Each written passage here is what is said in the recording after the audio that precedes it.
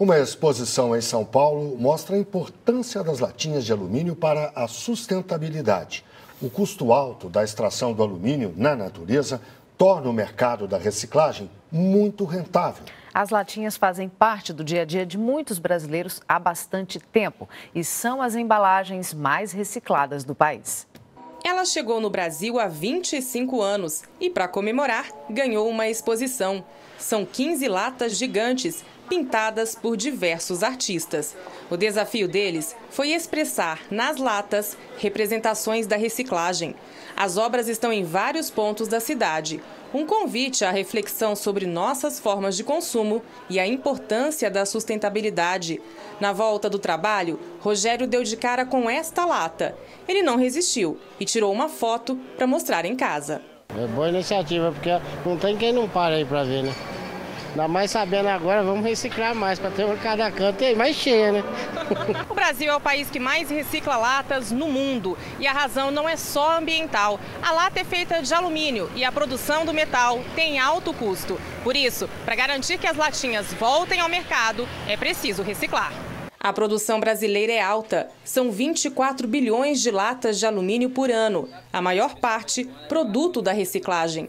Uma cadeia que dá certo porque gera renda. A lata de alumínio hoje é a embalagem mais reciclada no Brasil. O índice é de 97,9% das latas consumidas são recicladas. A gente tem 250 mil pessoas envolvidas nessa cadeia, 2 mil estabelecimentos comerciais que estão engajados desde a coleta, a fabricação de equipamentos, no processamento da sucata. E tudo isso faz a economia girar.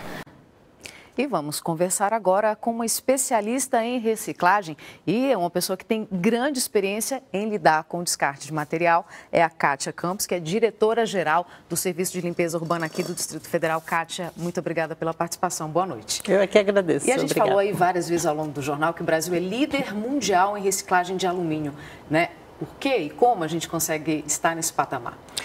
Esse índice foi alcançado muito devido à pobreza do Brasil e ao número de pessoas, de catadores de materiais recicláveis que vivem da reciclagem desse material, da coleta para apresentar para o mercado da reciclagem.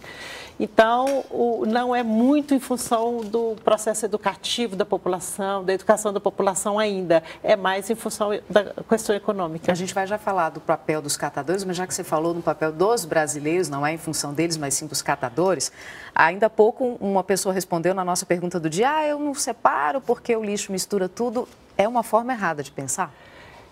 Na realidade, não todas as prefeituras do Brasil têm implantado a coleta seletiva. São cerca de 1.000 prefeituras. E mesmo assim, as que implantaram não implantaram em 100% do domicílio.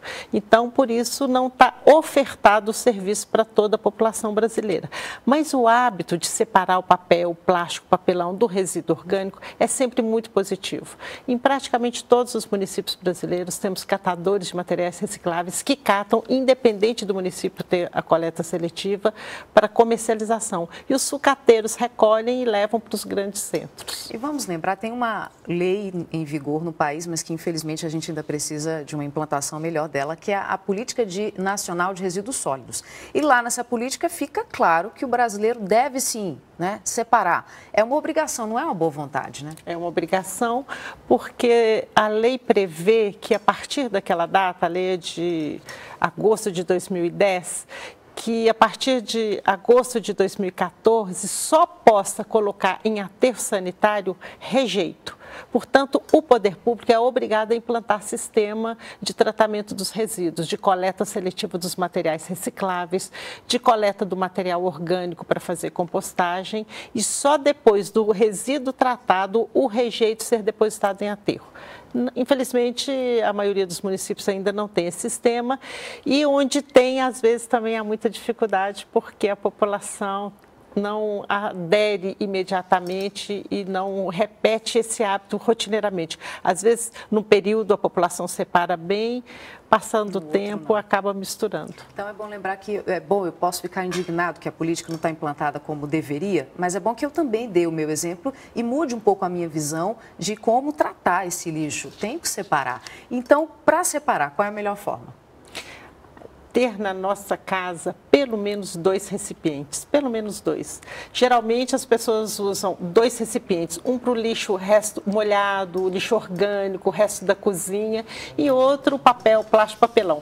Alguns municípios, nas casas e nos edifícios, colocam também uma prateleira para você acumular ali papel de revista, de jornal, porque se você embola o papel, ele ocupa um grande volume e perde o seu valor econômico. Então, o ideal é que revistas, jornais, a gente coloque numa prateleirinha, guardando a coleta, e os resíduos secos como lata, PET, latinha de alumínio, Tetra Pak numa embalagem e o resíduo da cozinha na outra. Então, esse bom exemplo vai ajudar muita gente. Os catadores vão agradecer. Eu queria falar da importância do trabalho dessas pessoas. Eles participam, sim, nessa onda de sustentabilidade, né?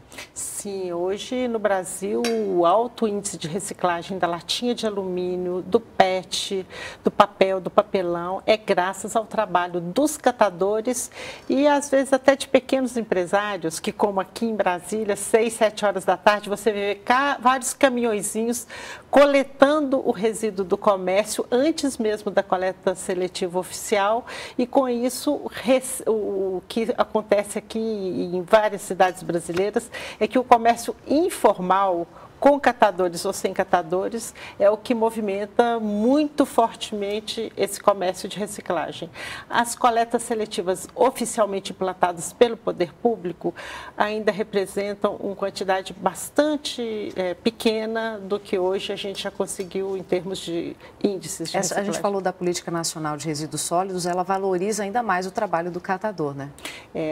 A Lei de Saneamento, que é uma outra lei muito importante para a gestão dos resíduos, ela prevê que o poder público contrate as cooperativas de catadores dispensando a licitação, desde que sejam cooperativas autênticas, formadas por pessoas que lidam no dia a dia com a coleta seletiva diretamente. O poder público no Brasil pode convidar as cooperativas e associações para prestar um serviço com contrato e remunerando os catadores. E ainda falta muito para a gente fazer uma implantação mais adequada dessa política de resíduos? Falta muito ainda.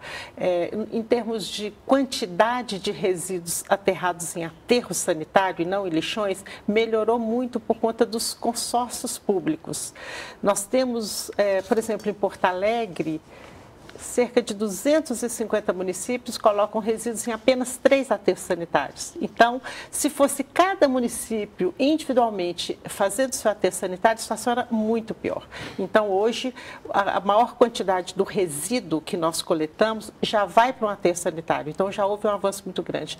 A coleta convencional já alcançou um índice muito alto. Cerca de 97% da população do Brasil já recebe a coleta porta a porta.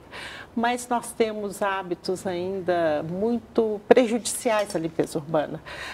Muitas pessoas, independente da classe social, da educação, do poder econômico, jogam lixo nas ruas, coloca um caco de vidro quebrado dentro de um saco de lixo sem proteger o vidro para não causar acidente na própria família ou com o gari que está cuidando daquele material.